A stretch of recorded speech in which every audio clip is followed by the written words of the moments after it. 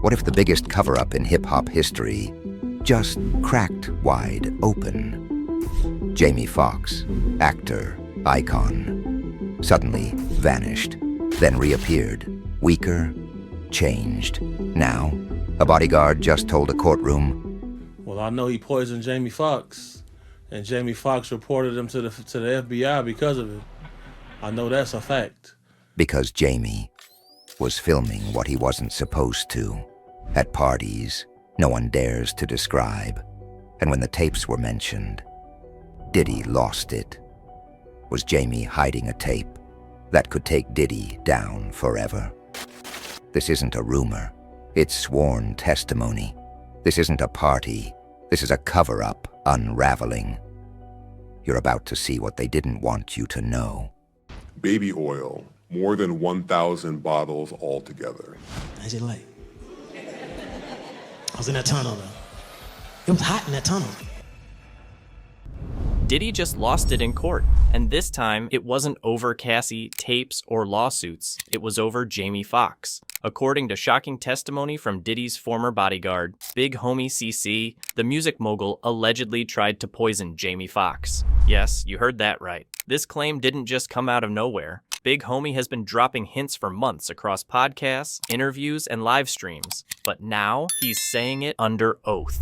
"I know he poisoned Jamie Foxx, and Jamie Foxx reported him to the FBI because of it. I know that's a fact." The courtroom was stunned. Diddy reportedly snapped during the session, banging the table, visibly angry. Security had to step in, and the internet exploded. People aren't buying the stroke explanation for Jamie's mysterious health scare. They've suspected something was off from the beginning. So what's the motive? Well, here's where it gets even darker. Jamie Foxx has openly talked about filming Diddy's parties, the infamous freak-offs that everyone in Hollywood seems to know about, but nobody dares to describe. He's even joked about them on stage. But according to court speculation, Jamie may have recorded something he wasn't supposed to. So one day I flipped it on him and showed up in it was town car days. I had a town car. Popped out the town car with a camera. Said, "Yo, Puff, yo, you gotta let me film this. The whole thing, we need to document this, Playboy." He was like, yo, let him through. And I'm like, all right, I'm through. And I had the big Canon camera. It wasn't like this. Sure, yeah. So I had the big Canon camera with the light and the battery. Yo, do that again, Puff. I mean, why would Diddy want to poison Jamie Foxx? If you know that you have, well, just to give some insight to people watching, when you come under federal investigation, they send you a target letter. You know, you get informed that you're being investigated. So if you wanted to tie up loose ends and you were concerned that people that you knew could incriminate you, you may have interest in eliminating them. We've seen this all throughout history. The theory? Jamie caught footage that could bring Diddy down. And once Diddy found out, that's when everything changed. That's when the stroke narrative began. That's when Jamie disappeared from the spotlight, only to resurface months later, quieter, thinner, and more guarded than ever.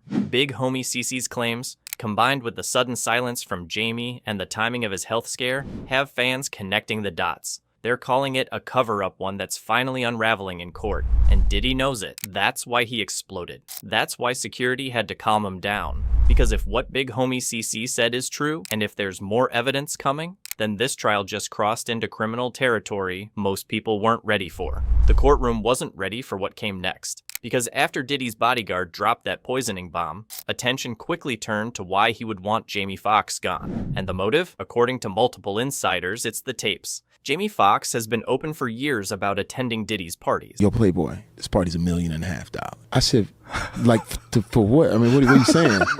He said, it costs $1.5 million to throw this party. I said, Puff, oh my God, I love it. The party's amazing. Yes, the mayor is here and everything. I said, but that's too much money. I said, you come to my place in LA, I'll throw you a party for $400 that will rival this party. And he got a little mad because, you know, he was like, yo, no, I'm known for this shit. Don't front. But here's where things get serious. There's now speculation that Jamie accidentally captured something he wasn't supposed to a guest. An act, or maybe even Diddy himself doing something criminal. And once Diddy found out, the theory goes, he panicked. It's not just fan speculation either. Big Homie CC's testimony lines up with the timeline, Jamie's sudden disappearance, the cryptic health scare, and the industry silence that followed. People now believe the stroke narrative was a cover for something more sinister. And if Jamie does have that footage, it could not only explain why he allegedly became a target, but why he's been so careful since returning to the public eye.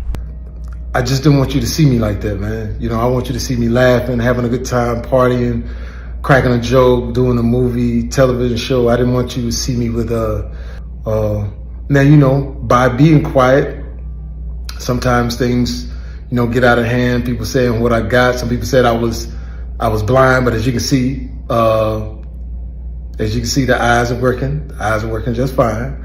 And then, you know, some people were talking about I'm clone. Well, check this out. Just kidding you.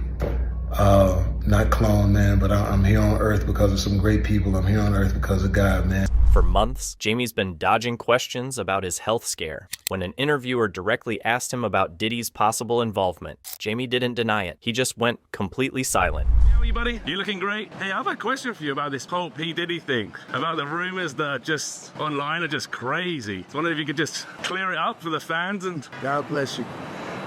How are you feeling, though? I'm feeling good. I'm feeling better. Is the poisoning rumors true or not? I know it's kind of crazy, right?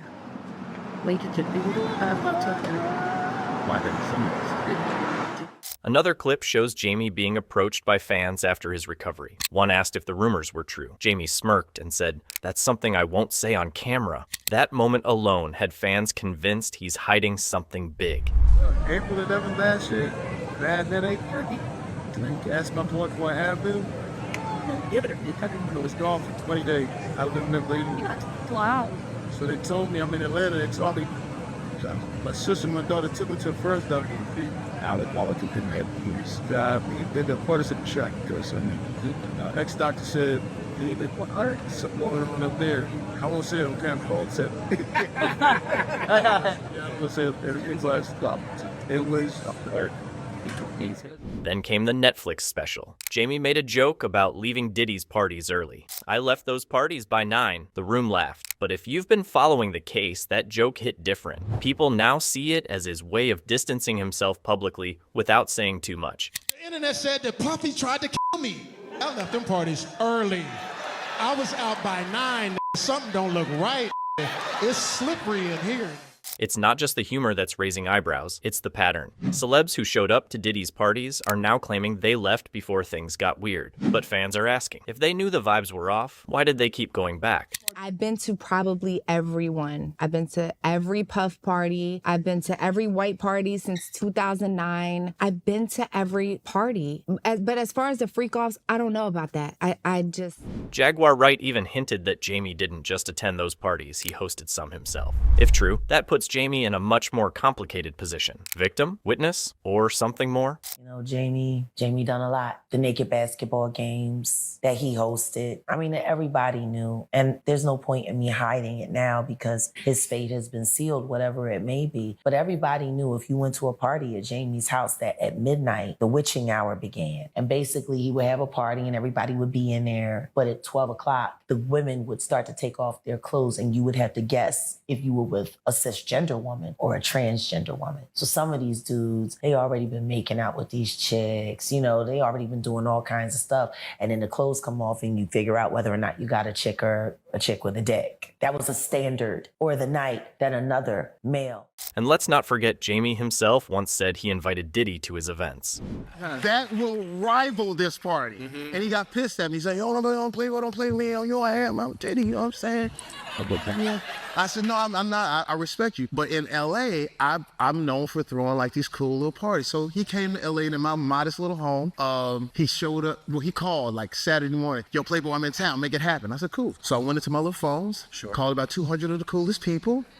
They all came to my house. Puff showed up with, you know, SUVs and FBI. It was just, you know, it's crazy.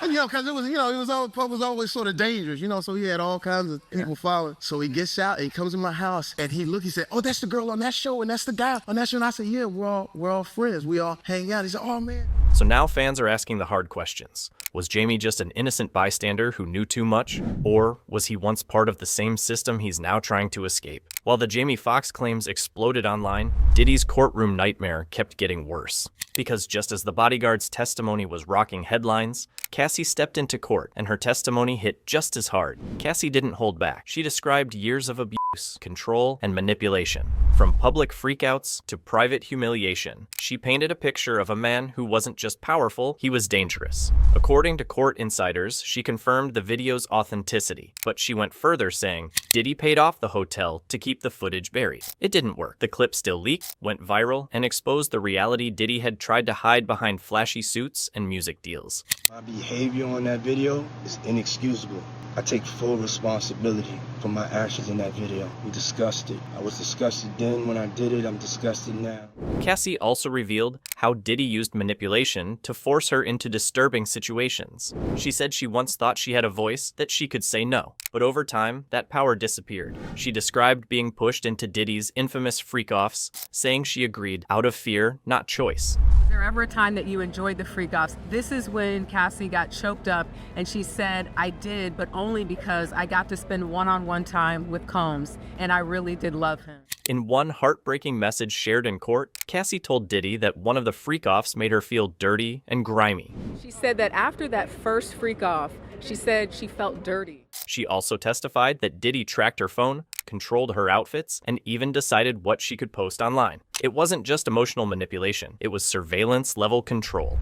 She also said that he controlled her appearance. Sometimes he didn't like her hair, he wanted her to dress sexy, sometimes a tomboy. He wanted her nails to be white, she testified, especially during the freak-offs. And one thing that she said she was concerned about was blackmail, because a lot of these freak-offs were recorded, and the big concern was hers that they could end up in the internet if somehow she did something to upset her. And Cassie wasn't alone. Former Danity Kane singer Dawn Richard also testified, backing Cassie's story and saying she'd witnessed Diddy's violence firsthand. At this point, Diddy's reputation wasn't just bruised, it was collapsing. The mogul image, the business empire, the music icon status, all of it was fading under the weight of the abuse, the manipulation, and now, with the Jamie Foxx claims a possible criminal conspiracy. If this trial started as a scandal, it's turning into a full-blown criminal case. Because after Big Homie CeCe accused Diddy of trying to poison Jamie Foxx, and after Cassie and others painted a clear picture of abuse, the internet isn't just outraged. They're calling it what it might be, attempted murder. Just as insiders like Jaguar Wright began warning that big names might go missing before they ever make it to court, the public is paying attention, and they're asking the hard questions.